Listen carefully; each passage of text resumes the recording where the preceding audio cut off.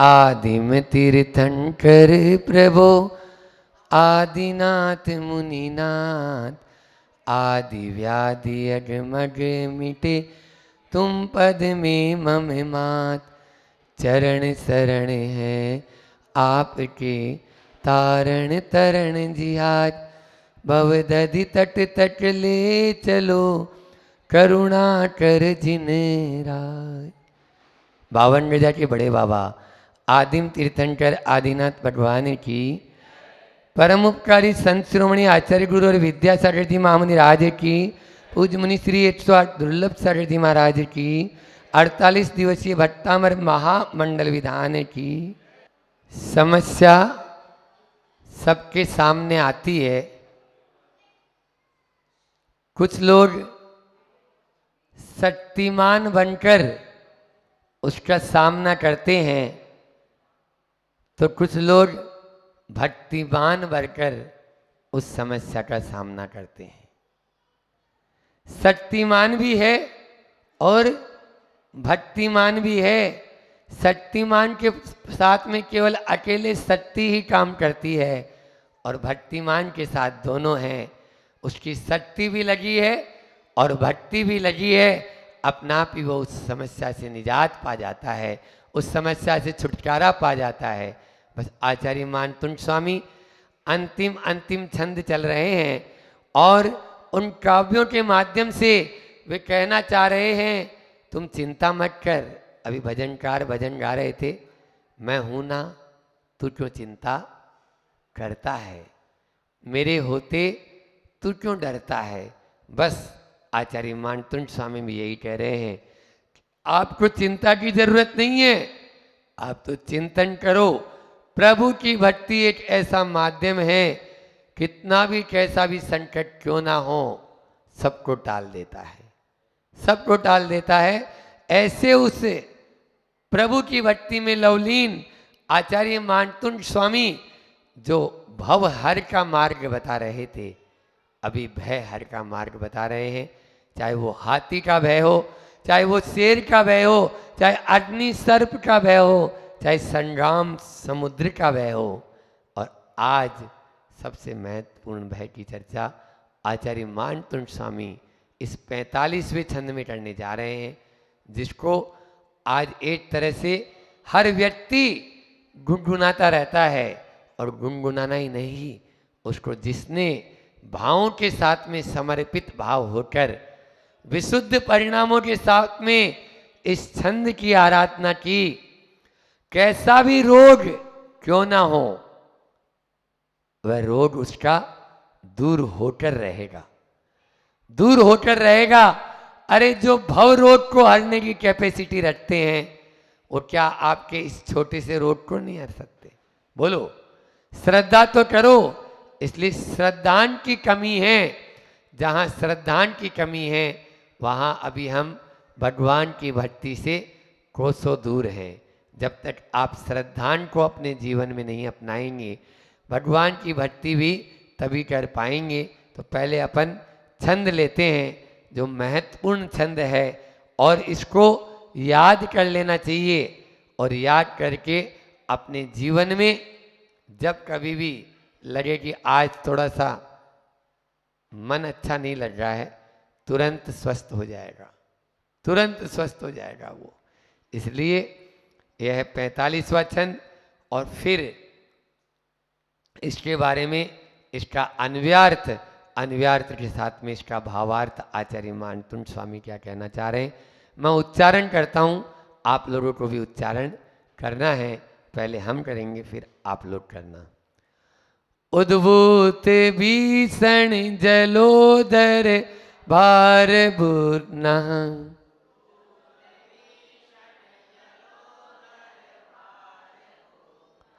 शुचाम दशामुपगत गताश्युत जीवितासा,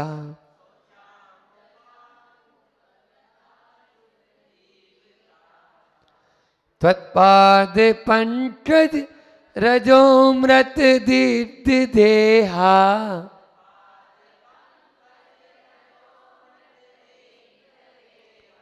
मृत्या भवन्ति मकर ध्वज तुल्य रूपा।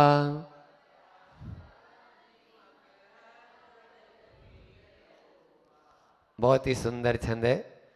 उद्भूत, उद्भूत का मतलब होता है उत्पन्न हुआ। दूसरे काव्य में भी उद्भूत आया था और वहां पर भी यही था कि जो उत्पन्न हुआ है, ऐसा उत्पन्न हुए भीषण भयंकर भयानक जलोदर, यानी जलोदर एक रोग होता है जिसमें शरीर में जल की मात्रा अधिक हो जाती है या खून पानी बनने लगता है। आजकल की भाषा में कैंसर कहें अपन, कैंसर जो लाइलाज रहते हैं जैसे ऐसे, लेकिन वो भी भगवान की भक्ति से सब ठीक होते हैं। अभी उदाहरण दूंगा आपको, सत्य घटनाएं बताऊंगा।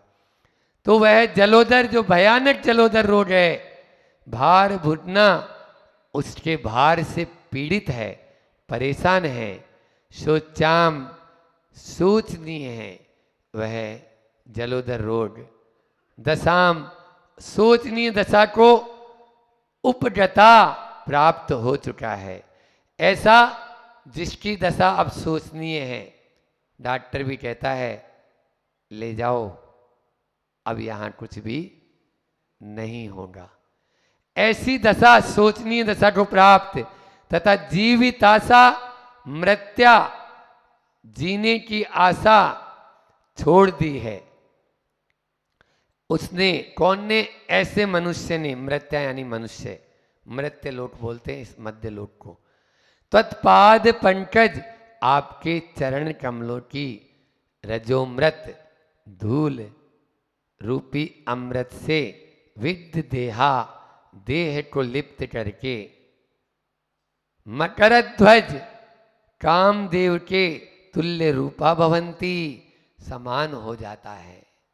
हे भगवान, आपके चरणों की धूल जो अपने शरीर पर लगा लेता है, वो चंद सेकंड में कामदेव के समान, कामदेव का मतलब तो बहुत सुंदर, जैसे रामचंद्र जी थे, है ना, हनुमान थे, ये कामदेव तो बिल्कुल बहुत सुंदर, तुरंत ही ठीक हो जाता है। कौन? ऐसा जिसको भयानक जलोदर रोग हो गया हो, जिसके शरीर की दशा शोचनीय हो गई हो और जिसने जीने की आशा छोड़ दी हो। ऐसे लोग भी, ऐसे मनुष्य भी आपके नाम स्मरण से भगवान बिल्कुल कामदेव के समान तुल्य शरीर को पा जाते हैं। अब इसका भावार्थ अपन देखते हैं कि भगवान के नाम स्मरण से बहुत सारी बीमारियां अपना आप ही दूर हो जाती है, और जहां पर दवा काम नहीं करती वहां पर दुआ काम करती है। और आपने जितने भी बड़े डॉक्टर्स होते हैं, जब वो अंतिम में हाथ खड़े हो जाते हैं या आउट ऑफ डेंजर जिसको बोलते हैं, डेंजर के बाहर बिल्कुल खतरे के अंदर चला जाता है, खतरे से ऊपर चला जाता है, तो फिर बोलते हैं कि अब आप इसको भगवान के भरोसे छोड़ दो।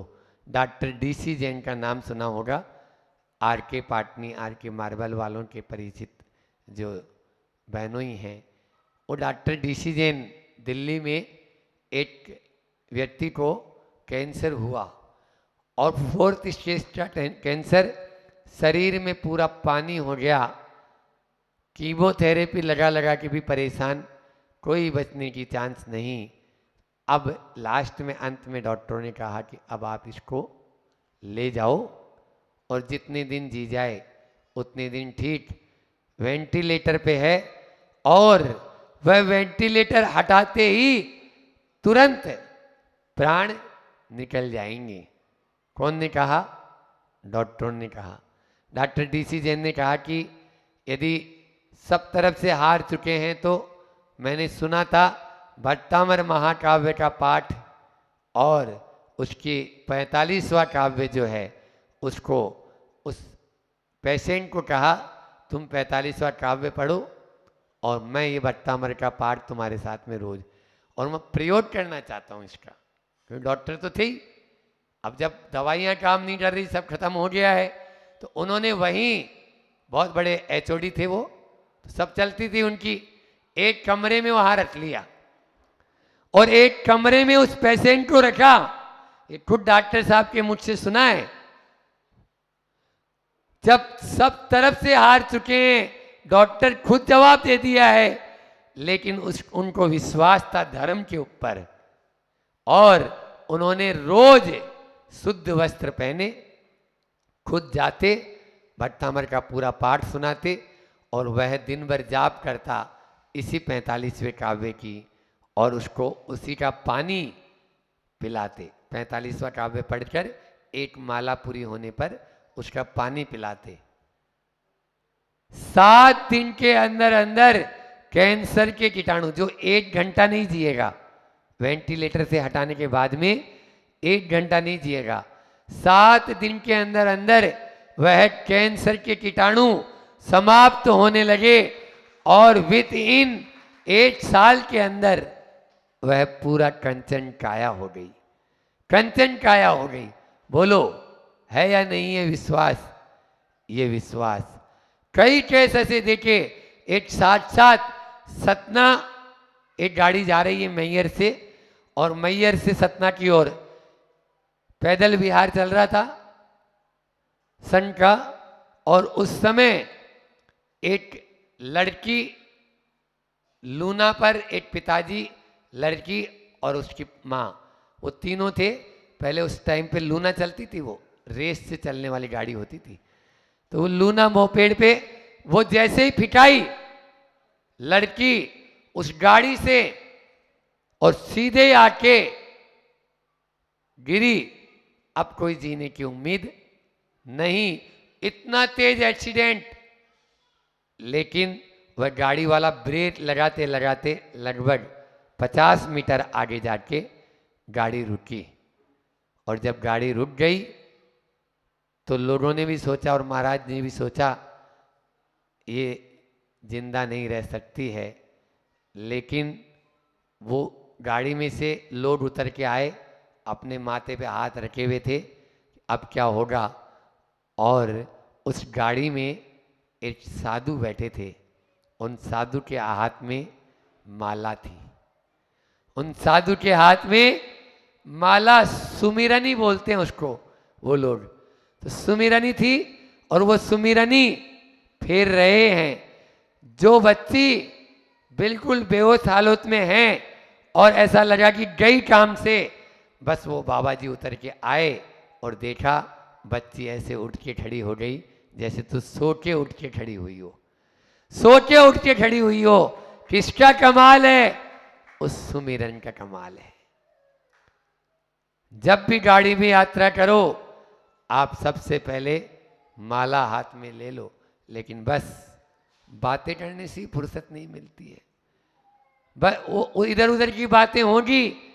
आप जाप करेंगे तो पहले बात तो कोई आपत्ति आप पर आएगी नहीं, और आएगी तो टल जाएगी, आएगी तो टल जाएगी। आचार्य मानतुंड स्वामी इस महत्वपूर्ण श्लोक के माध्यम से यही कहना चाह रहे हैं कि तुम किस रोग की बात करते हो। तन तो बीमार हमेशा रहता है, बस मन को बीमार मत होने दे, मन को बीमार मत होने दे। तन की बीमारी के हजारों इलाज हैं, लेकिन मन की बीमारी का इलाज नहीं। मन की बीमारी का इलाज तो यहीं पर होता है, यहीं पर होता है। यहां पर आओगे आपका ब्रेन वॉश करना होता है। इसलिए, और वैसे भी आप कितने भी अच्छे से अच्छे डॉक्टर्स को दिखाएं, वैद्य को दिखाएं, लेकिन जब तक आपके मन में कीड़ा है ना, कल मैंने बात की थी घर को कैसे स्वर्ग बनाएं, रोटरी क्लब और लायंस क्लब का जो प्रवचन था उसमें, तो 4 कीड़ों की बात करके आया वहां पर कि 4 कीड़े घर के उस वट वृक्ष में लग गए, उनको हटा दो, घर स्वर्ग वापस से हरा भरा हो जाएंगे। बस यही चीज आपके सामने रखेंगे कि आप रोग को, तन की बीमारी को मन पर हावी मत होने दो।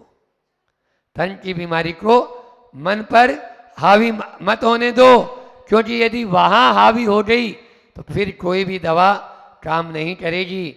इसलिए आप चिकित्सा कराएं, लेकिन चिकित्सा कराने के पहले एक बटी हमारी खा लें, और उस बटी का नाम है, राहुल मालूम है, उस बटी का नाम है संतोष बटी। संतोष बटी खाइए, तुरंत आराम पाइए। प्रभु की भक्ति रूपी संतोष बटी आपको दे रहे हैं, और वो आप 52 गजा से लेके जाओ आज। और वह संतोष बटी जैसे ही आप खाएंगे तुरंत आपको लाभ मिल, फिर आप दूसरी खाओ। होता क्या है, सबसे पहले हम अपने भीतर में जो बीमारी का भय है, यहां पर भयों की चर्चा चल रही है, वो भूत हमारे ऊपर सवार हो जाता है। और जैसे ही भय का भूत हमारे भीतर में आ जाता है तो दूसरा कोई भी कार्य आपकी दवाई काम करेगी नहीं। और लोग भय के कारण ज्यादा मरते हैं, रोग के कारण कम। रोग के कारण कम। पहले इतने डायग्नोसिस सेंटर थे क्या, बोलो? पहले के जमाने में इतने डायग्नोसिस सेंटर थे क्या? नहीं थे।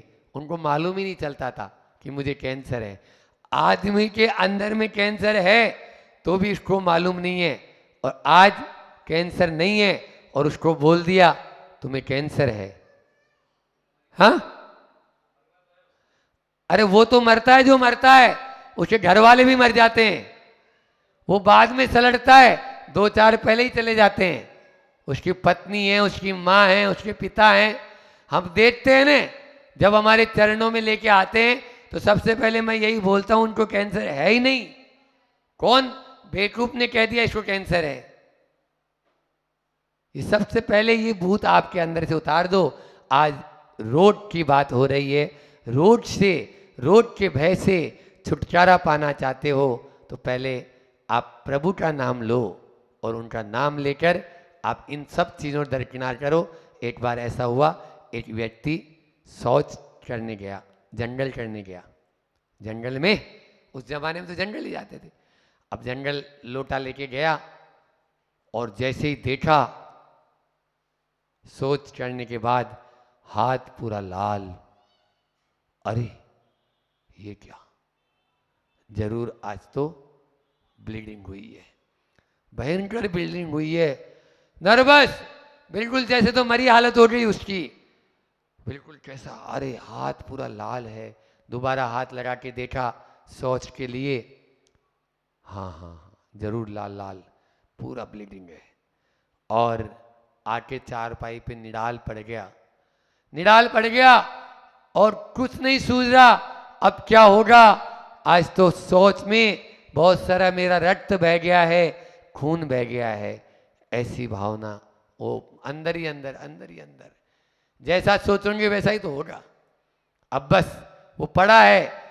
1 घंटा बाद में घर का जो सुबह सुबह का टाइम, अब वो शौच तो अंधेरे में होके आ गया। थोड़ा 1-1.5 घंटे बाद में घर का बेटा था 8-10 साल का, वो आया, पापा पापा। बोले क्या हुआ? वो टेंशन में था ही। बोले वो मेरा लोटा नीचे रखा था यहाँ पे, वो लोटा कौन ले गया? लोटा? लोटा तो मैं ही लेके गया था जंगल। बोले आज होली है ना, मैंने उसमें रंग घोल के रखा था, उस लोटे में रंग घोल के रखा था वो लोटा। अच्छा, तो वो खून नहीं था क्या? अब अच्छे से देखता वो अपने हाथ, वो रंग था, वो खून था ही नहीं। अब बोलो ऐसे बेवकूफों को कौन समझाएगा? कौन समझाएगा? और आज ये हो रहा है। सबसे पहले आपके दिमाग पे अटैक किया जाता है, चाहे वो कोरोना वायरस हो और चाहे वो लंपी वायरस हो। हाँ, ये लंपी वायरस भी आपके दिमाग के अंदर घुसेड़ रहे हैं, और लोग गायों के पास जाने से डर रहे हैं, हमको नहीं हो जाए। अरे भैया कुछ नहीं होगा। पहले भी गायें पालते थे, घर घर में गाय होती थी, धीना बोलते थे इसको मारवाड़ी में, धीना। लेकिन आज भव रोग की किसी को चिंता नहीं है, जो जन्म जन्म से चल रहा है उस रोग की कोई चिंता नहीं, और एक इस शरीर की चिंता करते हो। अवतरण दिवस और जन्म दिवस मनाने वालों, आप लोग उस रोग की चिंता करो ना जो भाव भाव से लगा है। जन्म और मरण, जन्म और मरण अनादि से कितने बार पाया, कितने बार पाया। आचार्य कुंद कुंद स्वामी कह रहे हैं, हमने इतनी माताओं का दूध आज तक पिया, उस दूध को इकट्ठा किया जाए तो क्षीर सागर, क्षीर यानी दूध, क्षीर सागर का जल भी कम पड़ जाएगा। बोलो, इतनी माताओं को दूध पी लिया, और इससे भी एडवांस कह रहे हैं आप लोगों को, ये नोट कर लो। आप लोग झूमते तो हो लेकिन मुझे हंसी आती है। जन्म की सार्थकता तप करने में है, और तप करेंगे भले थोड़ा थोड़ा तप करो तभी सार्थकता है। तो फिर उसके बाद में आगे दूसरा आचार्य कुंड कुंड कह रहे हैं उसी गाथा में कि तूने इतनी माताओं को रुलाया, मतलब तू पहले मरा और मां बाद में मरी, मां बाद में मरी, तू पहले मरा, और तेरे रुदन में इतनी माताएं रोई आज तक। यदि उनके आंसुओं को इकट्ठा किया जाता तो क्षार सागर का जल, लवण सागर का जल भी कम पड़ जाए। बोलो, लवण सागर कितनी चौड़ाई ऊंचाई, पूरे विश्व की जितनी लंबाई चौड़ाई नहीं, उससे कई गुना लंबा चौड़ा वह लवण सागर है। लेकिन विश्वास करने की जरूरत है ये बातें। लवण सागर, क्षार सागर का भी जल कम पड़ जाएगा। इसलिए मेरा यही कहना है कि तन की बीमारी तन में रहने दो। आचार्य कार्तिकेय स्वामी कार्तिकेय अनुप्रेक्षा में कहते हैं कि तेरे शरीर में जितने छिद्र हैं, कितने छिद्र हैं उदयपुर वालों, बोलो। रोम छिद्र यदि देखते हैं, 9 द्वार तो है ही है, मेन मोटा मोटी 9 द्वार, हमेशा बहता रहता है मेटीरियल उनसे। उसके अलावा करोड़ों छिद्र हैं, 5 करोड़ से ऊपर तेरे शरीर में रोग हैं। संख्या दी है 5 करोड़ 40 लाख कुछ कार्तिकेय अनुप्रेक्षा में। बोलो, अब डॉक्टर क्या करेगा, एक कोरोना कौन सा है नहीं, ये बीमारी भी उस समय हुई होगी और होगी, लेकिन उसका नाम दे दिया कोरोना ताकि हमारी दवाइयाँ बिकती रहे, ताकि हमारी फैक्ट्रियाँ चलती रहे। आज तो डॉक्टर एमआर को ये कहता है ऐसी दवाई बनाना रोगी जिंदा भी नहीं रहे और मरे भी नहीं। मर गया तो हमारी दवाई कौन खरीदेगा, और जिंदा यदि वो स्वस्थ हो गया तो हमारी दवाई कौन खरीदेगा। बोलो, ये डॉक्टर हैं या कसाई जिसके मन में ऐसे भाव हैं। और ये चल रहा है प्रैक्टिकल, आप देख लेना। सत्यमेव जयते एक मूवी वगैरह कोई चलती है, बच्चों ने बताई, तो वो उसमें भी यही चीजें बताते हैं कि आज के डॉक्टर्स किस प्रकार से डेड बॉडी के ऊपर दवाइयां लिखे हैं। मर चुका है लेकिन फिर भी 1 वेंटिलेटर नहीं, 2 वेंटिलेटर नहीं, 3-3, 4-4 वेंटिलेटर पे उसको रखा हुआ है, और आपका मीटर चल रहा है, और आप भी आराम से यहाँ पर हम बोली बोल दें 1100 रुपये, 2100 रुपये, 21,000 की बोल दो भैया दान। महाराज जी इतना दान कहाँ से आएगा, और वहाँ पर 2 लाख रुपए भी कहता है तो लिखवा लेता है, और उसके बाद में साइन करवाता है आपसे, इस पेशेंट के मर जाने पर मेरी कोई जिम्मेदारी नहीं, और आप साइन कर देते हो, हाँ कर दो आप, तो ले जाओ। ये हमने देखा और पहले ग्रस्त अवस्था में किया। इसलिए किस रोग की बात करें, आप लोग इन भव रोग को दूर करने का उपक्रम करो और इन रोगों के चक्कर में फंसो मत। आज इस काव्य का अर्थ बताने का मेरा भाव यही है कि आप कभी भी, महात्मा गांधी ने नरक का द्वार कहा है हॉस्पिटल को, अस्पताल नरक का द्वार है। बोलो, तो महाराज जी बीमार हो जाए तो, बीमार हो जाओ तो आयुर्वेद में जाओ ना, आयुर्वेद के पास में बहुत सारी चीजें हैं। आचार्य भगवान कहते हैं क्या हमारे ऋषि मुनियों ने इतने उनको अकल नहीं थी। जब इतने बड़े बड़े शास्त्र लिखे हैं तो ये भी तो बताया कि तू बीमार हो जाएगा, तेरे हार्ट में दर्द होगा, तुझे लीवर डैमेज कर जाएगा, तेरी किडनी फेल हो जाएगी, तो तुम्हें क्या करना है, तुम्हें डायबिटीज हो जाएगी, तो क्या करना है, आप प्राकृतिक सारे रोगों की एक दवा, मिट्टी पानी और हवा, मिट्टी पानी और हवा। और ऐसा नहीं है कि ये आदमी जो सामने बैठा हुआ है आपके सामने महाराज जी, ये ऐसे नहीं कि कोई ठूंठ को आचार्य श्री दीक्षा देते हैं, हमारे यहाँ पढ़े लिखे को देते हैं, डॉक्टरेट किया है नेचुरोपैथी में और करवाया आचार्य श्री जी नहीं है, आचार्य श्री जी ने करवाया, जबरदस्ती करवाया नहीं। आप मुनि महाराज जी भी बन जाओगे तो महाराज जी भैया जी आपके काम आएगा ये। और जबरदस्ती फर्स्ट ईयर किया था हमने केवल, लेकिन 2 साल उन्होंने करवाया कि नहीं आप महाराज बन जाओगे तो कई महाराजों का काम आएगा। और ये बात सत्य आज लगती है कि नहीं, नेचुरोपैथी के माध्यम से, प्राकृतिक चिकित्सा के माध्यम से प्रकृति के समीप आओ, सारे रोग दूर हो जाएंगे। प्रभु का नाम स्मरण करो। अमेरिका की 85% मेडिकल यूनिवर्सिटी प्रार्थना लिखने लगी, अपने पर्चे पर नीचे लिखा हुआ रहता है आप भगवान की प्रार्थना रोज करें, वो आपका रोग दूर करेगा। बोलो, अमेरिका जैसा शहर जो पढ़े लिखे हो आप, जिनको विकसित मानते हो, भारत में तो हजारों साल पहले से चल रहा है। इसलिए इन सब बातों को नोट करें, चिंता नहीं, चिंतन करें। चिंता करने के लिए तो मैं कहूँगा ही नहीं, और भय को दूर भगा दें। आप भय से बच जाएं। कोई बीमारी हो भी गई है तो सबसे पहले आप आनंद मूवी देख लें। हाँ, बोले महाराज आप मूवी देखने के लिए बोल रहे हो, क्योंकि आप आनंद मूवी देख लेंगे तो वो, अरे कल मरना है तो मैं आज क्यों मरूं, आज तो अच्छे से जीऊं, आज तो खुश होके जीऊं, आज तो परिवार के साथ में बढ़िया से रहूं, ये भावना रहनी चाहिए। और ये बताओ, क्या कहीं आप लोग यानी जो है ना इच्छा मृत्यु भी होगी, कोई बिल्कुल हमेशा कभी मरेंगे ही नहीं क्या? ऐसा कोई है जो कोई सभा में हाथ उठा के बोल दे कि हम कभी नहीं मरेंगे महाराज जी? तो फिर क्यों डर रहे हो, फिर क्यों डर रहे हो? मरना तो एक दिन है ही। जब मरना ही है तो हंस के मरे ना, रो रो के क्यों मरे और सड़ सड़ के क्यों मरे? गुरु चरणों में मरे। मरना ही है तो अस्पताल में आहें भरते हुए नहीं, गुरु चरणों में नमोकार मंत्र भरते हुए हमारा रोग दूर हो, हमारा अंत हो। हाँ, जब जीवन का अंत हो, मेरे सामने एक संत हो, ऐसी भावना आप प्रतिदिन भाएं।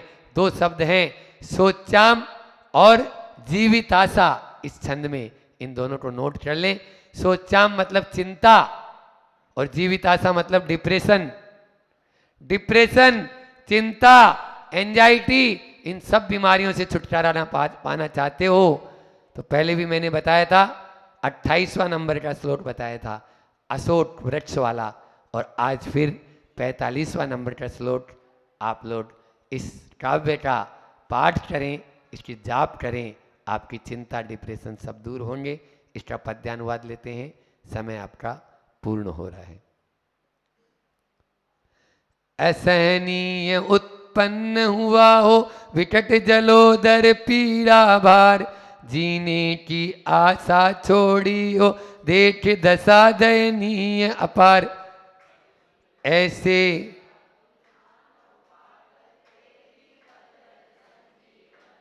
स्वास्थ्य लाभ कर कामदेव सा सुंदर तन, कामदेव जैसा सुंदर तन पाना चाहते हो।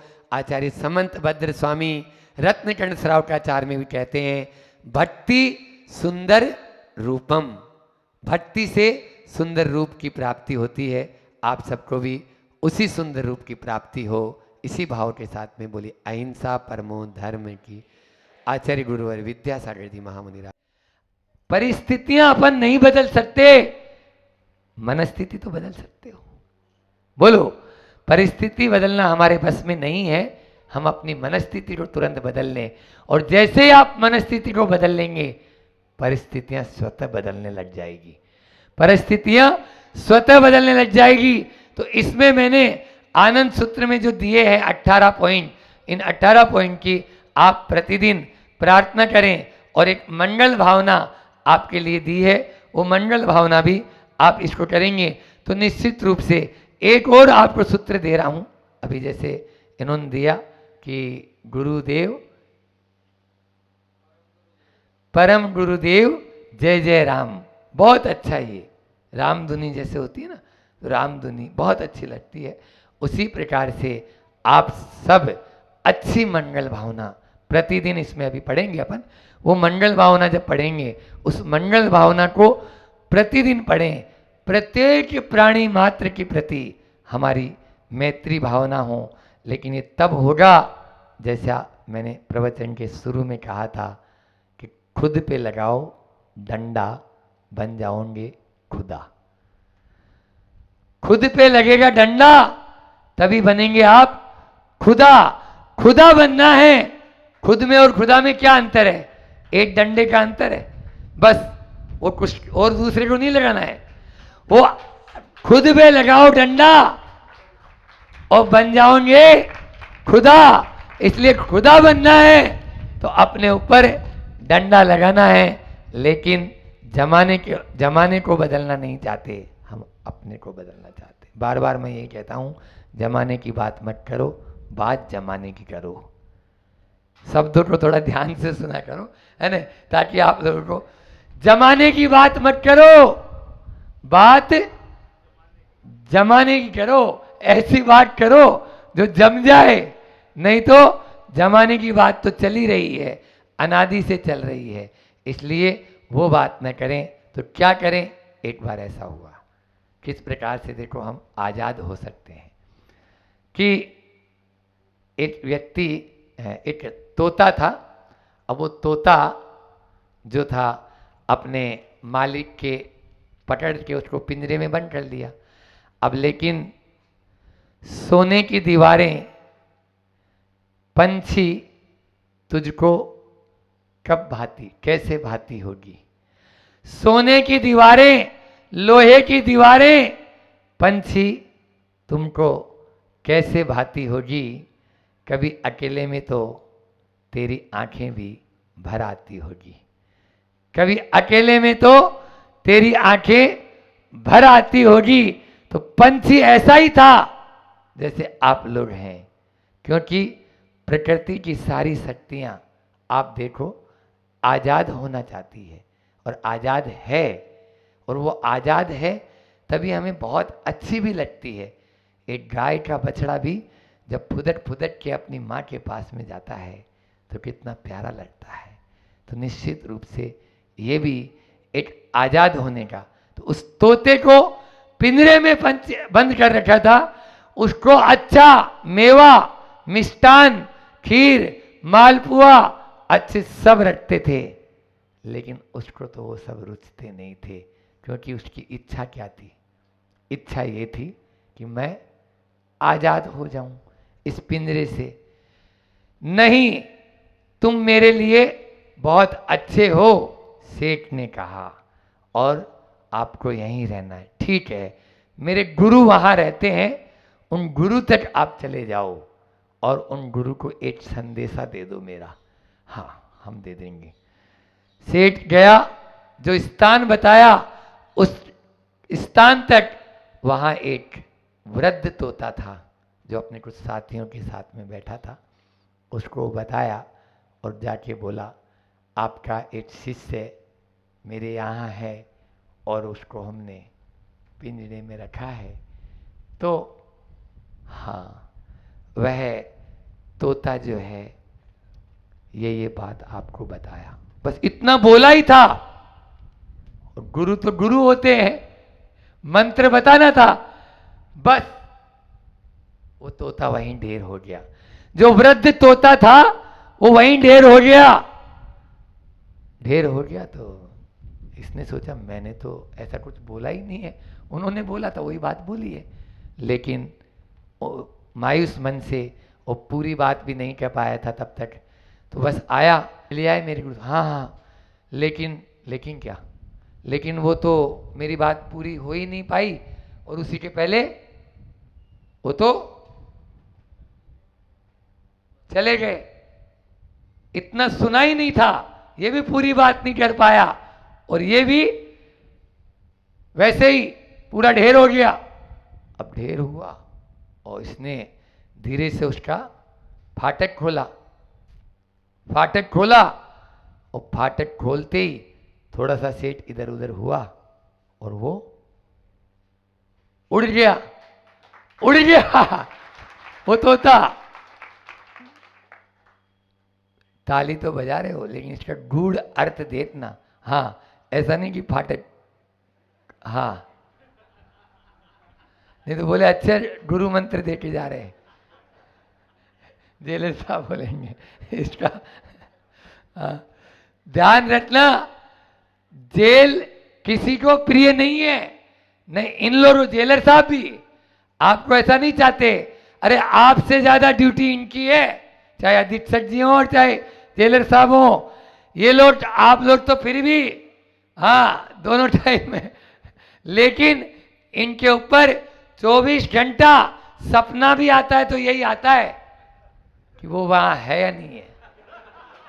क्यों जेलर साहब? तो इसलिए आपसे ज्यादा इनको जो है बहुत ज्यादा, यानी इनकी ड्यूटी। अभी हम आए थे तो प्रातःकाल ही मैंने जितेंद्र भाई जो हमको लेके आए उनको मैंने बोल दिया, भैया जा रहे हैं, हम साधु हैं, किसी तरह की कोई भी रेस्पॉन्सिबिलिटी मेरे ऊपर ना आए। आप लोग अपने हिसाब से जो भी वहाँ की मर्यादाएं हैं उनका पूर्ण पालन होना चाहिए। हाँ, ऐसा नहीं कि मेरे चक्कर में कुछ और होए। तो ये मैंने स्पष्ट बोल दिया था। तो मैं कह रहा था, और जेल में जन्म होना तो ठीक है, लेकिन जेल में रहना और जेल में मरना तो अच्छी बात नहीं है ना। बोलो, श्री कृष्ण का जन्म जेल में हुआ, भगवान श्री कृष्ण का जन्म जेल में हुआ, लेकिन वो जेल से आजाद होने के मंत्र भी हमें सिखा के गए। और इसी जेल से नहीं, आप संसार की इस जेल से भी छुटकारा पाना चाहते हो तो उन गूढ़ रहस्य को जो श्री कृष्ण दे के गए हैं उनको अपने।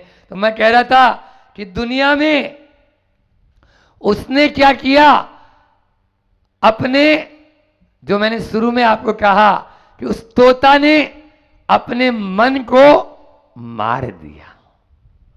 बस आजाद होने का मंत्र जो मैं बता रहा था वो यही है, अपने मन को मार दो, आप आजाद होते देर नहीं लगेगी।